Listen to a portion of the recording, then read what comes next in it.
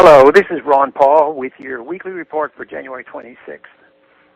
This week, the House is expected to pass an $825 billion economic stimulus package. In reality, this bill is just an escalation of a government-created economic mess. As before, a sense of urgency and impending doom is being used to extract mountains of money from Congress with minimal debate. So much for change. This is déjà vu. We are again being promised that its passage will help employment, help homeowners, help the environment, etc., etc. These promises are worthless. This time around, especially, Congress should know better than to pass anything of this magnitude without first reading the fine print. There are many red flags that I have found in this bill. At least $4 billion is allocated to expanding the police state and the war on drugs through burn grants, which even the Bush administration opposed, and the COPS program, both of which are corrupt and largely ineffective programs.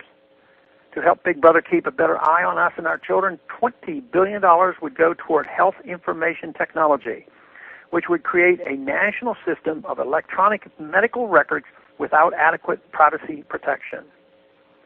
These records would instead be subject to the misnamed Federal Medical Privacy Rule, which allows government and state-favored special interests to see medical records at will. An additional $250 million is allocated for states to nationalize individual student data, expanding federal control of education and eroding privacy.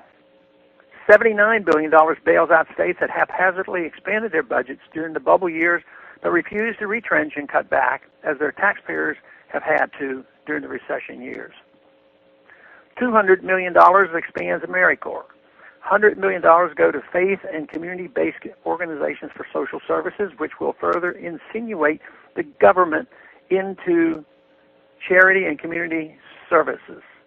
Private charities are much more efficient and effective because they are directly accountable to donors, while public programs tend to get rewarded for failure.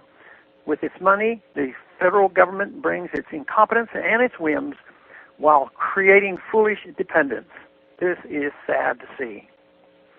Of course, the bill is rife with central planning projects, $4 billion for job training, much of which will be used to direct workers into green jobs, $200 million to encourage electric cars, $2 billion to support U.S. manufacturers of advanced batteries and battery systems, which is yet another function of government I can't find in the Constitution.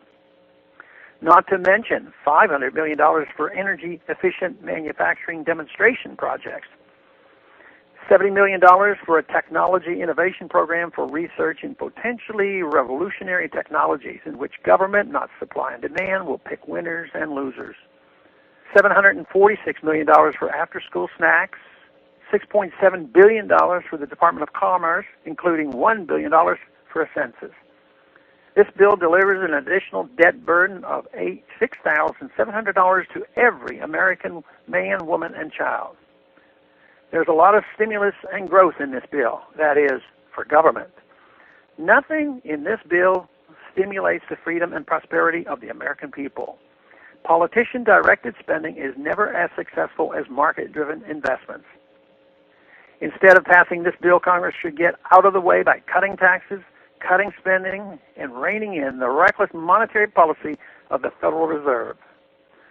Thanks for calling this Texas Straight Talk. A new Texas Straight Talk is placed on this number, 888-322-1414, every Monday morning. The written text of which can be found on my website, www.house.gov/Paul. Thanks for calling.